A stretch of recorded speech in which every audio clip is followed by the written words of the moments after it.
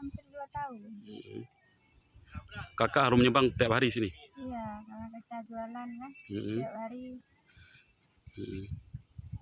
Kalau siang 5.000, pulang balik 10, kalau malam 10.000. Dan gimana ya, kita masyarakat maunya kan jembatannya dibuat secepat mungkin ya, karena malam-malam banyak orang yang sakit, yang melahirkan jam-jam 3, macam semalam jam 3 orang itu dibawa ke rumah sakit.